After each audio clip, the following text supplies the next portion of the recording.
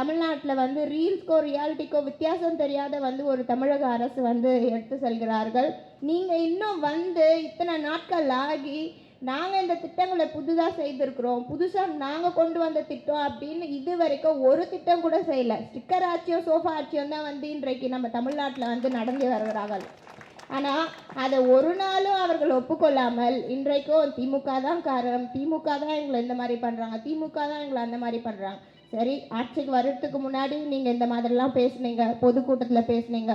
அவங்க கட்சி தலைவராக இருக்கக்கூடியவர், இன்னைக்கு முதலமைச்சராக இருக்கக்கூடியவர், அவரே வந்து மேடையில் பேசும்பொழுதெல்லாம் தீய சக்தி, அந்த சக்தி, இந்த சக்தின்றாரு. சரி, நீங்கள் வீட்டில் ஸ்கிரிப்ட் படிச்சுட்டு வரீங்க, படிச்சுட்டு வர ஸ்கிரிப்டை காரில் ட்ராவல் பண்ணும்போது கூட ஒரு 5 வாட்டி படிச்சிருக்கலாம்ல, மறந்துடுச்சு. ஒரு 2 நிமிஷம் பார்க்குறாரு, பார்த்துட்டு சரி ஓகே திருப்பி எடுத்து பார்ப்போம் என்ன அது அப்படின்ட்டு.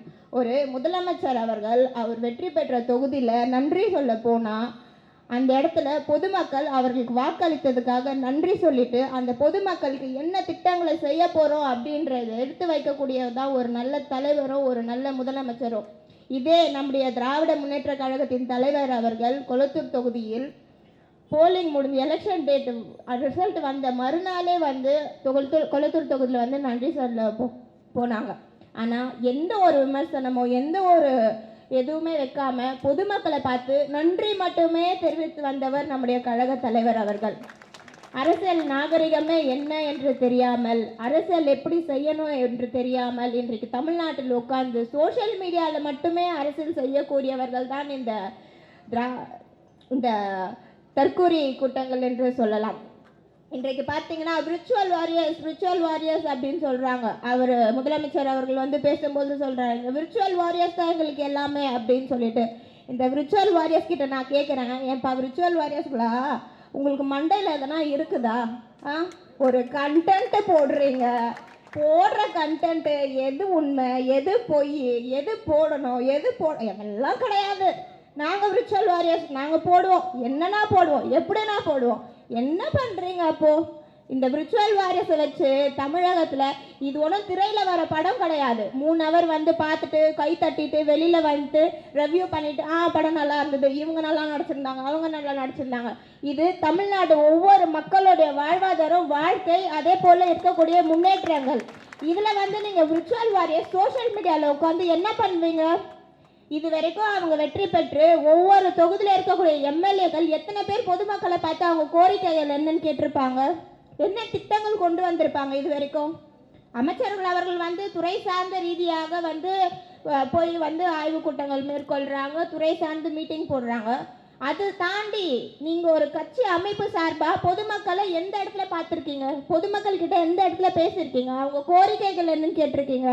ஆட்சி அமைக்கிறதுக்கு முன்னாடி திமுக இந்த மாதிரி பண்ணிட்டாங்க, நாங்கள் அப்படி இருக்க மாட்டோம், நாங்கள் இந்த மாதிரி இருப்போம், நாங்கள் நேரடியாக வந்து களத்தில் பணியாற்றுவோம்.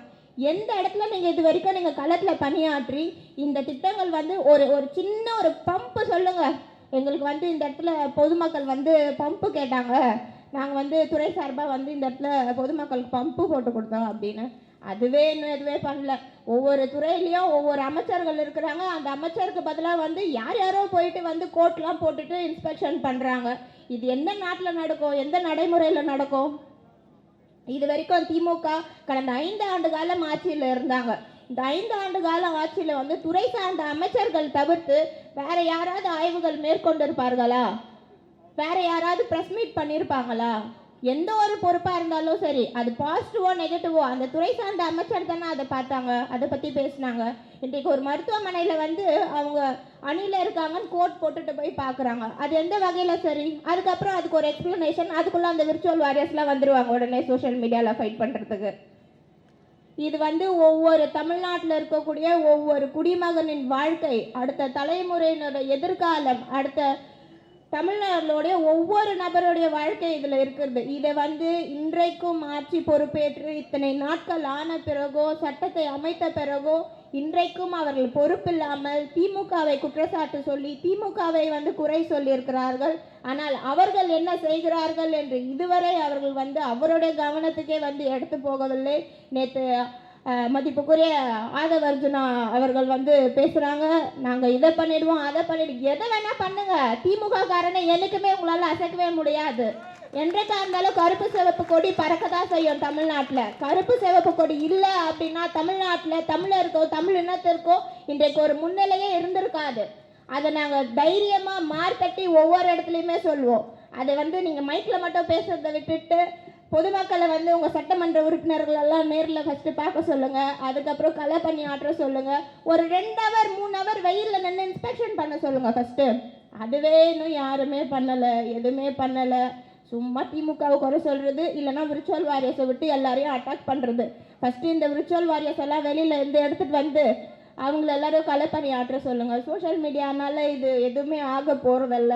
நம்ம பொதுமக்களும் வந்து நிறைய பார்க்குறீங்க, இன்ஸ்டாகிராமு, ஃபேஸ்புக்கு, ட்விட்டரு, இதுலேயும் நிறைய பேர் வந்து நிறைய ஃபாலோ பண்ணுறீங்க, போஸ்ட் போடுறீங்க. இது எல்லாமே ஓகே.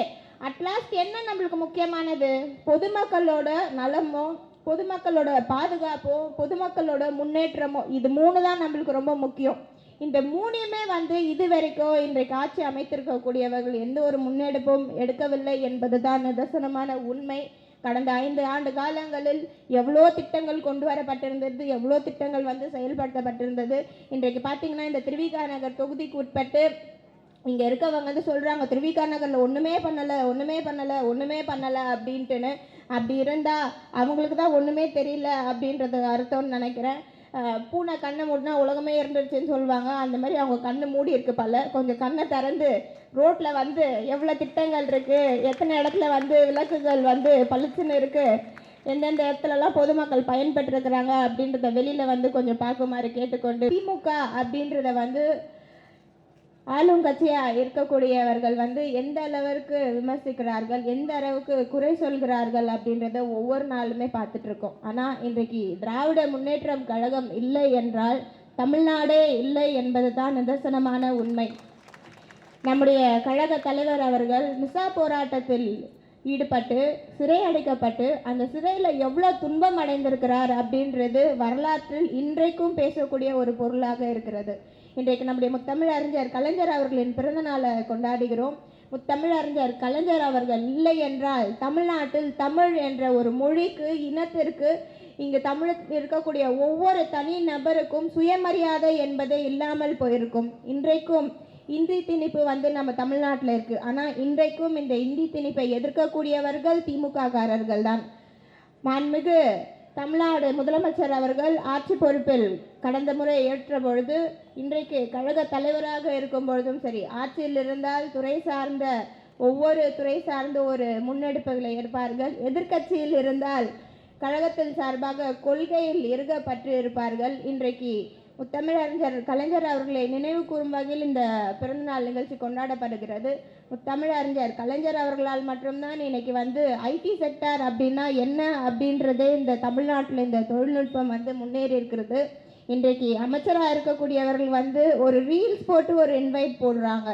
அந்த ரீல்ஸு அப்படின்றது எந்த வகையில் எத்தனை தொழிலாளர்கள் வந்து ஈர்க்கும் அப்படின்றது தெரியல. இதற்கு முன்னாடி முத்தமிழறிஞர் கலைஞர் ஐயா இருந்த பொழுது சொல்லை வந்து செயலாக்கி எவ்வளோ நபர்கள், இளைஞர்களுக்கு வந்து வேலை வாய்ப்பை அளித்தவர் நம்முடைய முத்தமிழறிஞர் கலைஞர்.